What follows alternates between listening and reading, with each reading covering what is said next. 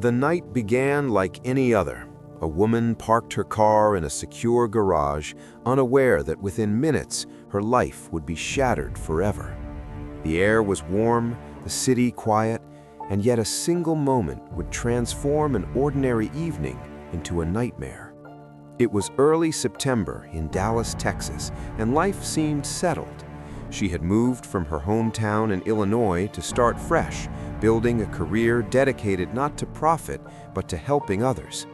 She spent her days providing dental care for children from disadvantaged communities, volunteering abroad, and sharing her faith with anyone willing to listen. Her life, by all appearances, was full of purpose, hope, and quiet satisfaction. She had also found love, a relationship that blossomed unexpectedly, yet deeply. The man she met online seemed to match her values, her principles, her vision for the future. They spoke of marriage after only a few months, excited to create a life together. Friends described her as kind, compassionate, radiant.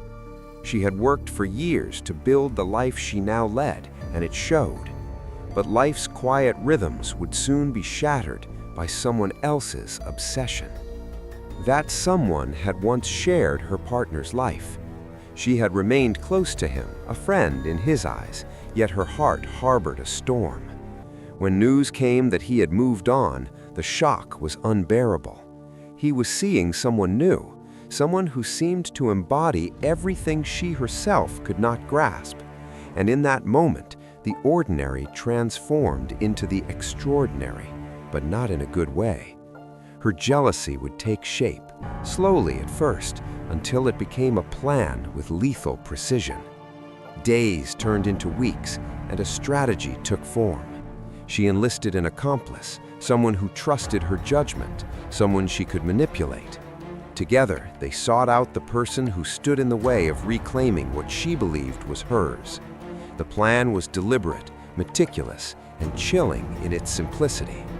Surveillance, tailing, scouting routines, it was all executed without hesitation. The target, oblivious to the danger, continued her normal life, planning a weekend trip, discussing moving cities, and nurturing her career and relationships. She could not have imagined what was coming. On the evening of September 2nd, she returned home after a day of work, pulling into the familiar garage that had always offered security. The building was well monitored, equipped with surveillance cameras and a 24-hour concierge. Residents trusted the controlled environment, but that night it became the stage for something sinister. Moments after her arrival, screams pierced the air, followed by the unmistakable sound of gunfire. Neighbors were confused, frightened, unsure what they had witnessed. A vehicle sped out of the garage seconds later, leaving only questions in its wake. When authorities arrived, the scene was devastating. She had been killed, her life violently ended.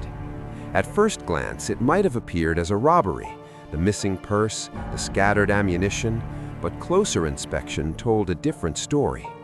Gunshot residue on her hands, the trajectory of the bullets, the positioning of her body. It became clear this was premeditated.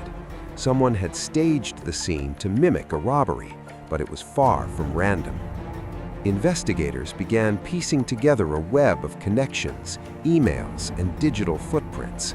The man she loved, the one she had shared her life with, received the grim news late that night. And in the days that followed, the focus shifted to a vehicle spotted in the surveillance footage, a Jeep Cherokee that arrived before the victim and left immediately after the shots rang out.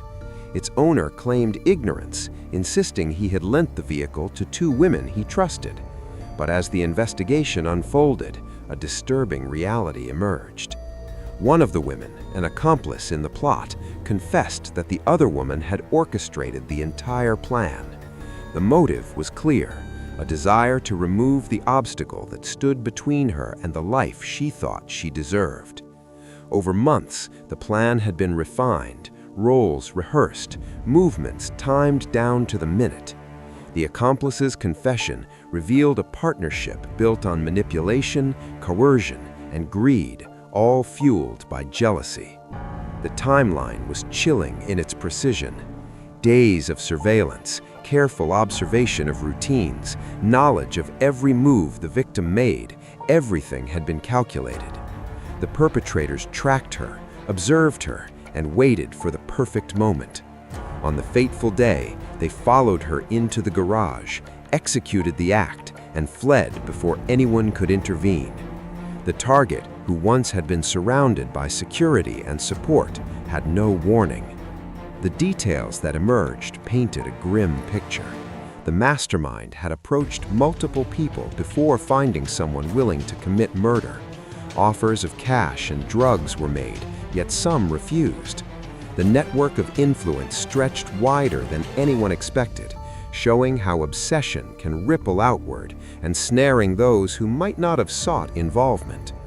The shooter was finally caught, the weapon recovered, and the accomplice sentenced to decades in prison.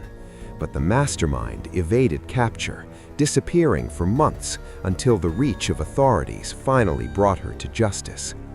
Even after convictions, the case leaves lingering questions.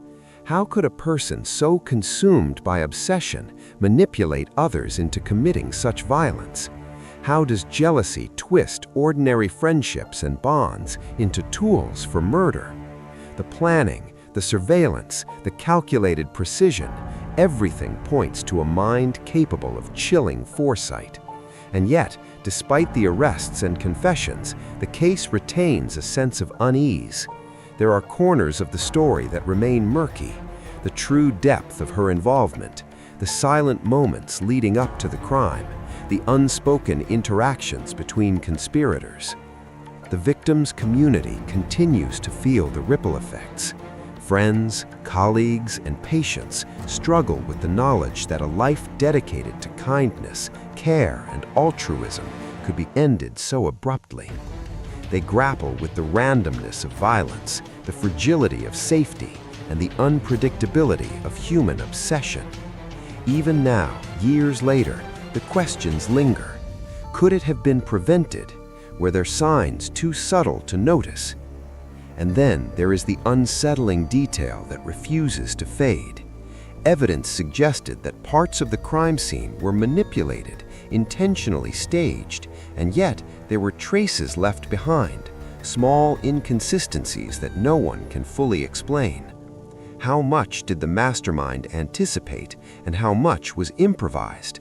Were there others involved who have never been identified, watching from the shadows? The story ends not with closure, but with a haunting question. A life so full of potential was extinguished, and while justice has been pursued, there remains an unresolved tension in the details, a sense that not every piece of the puzzle has been revealed.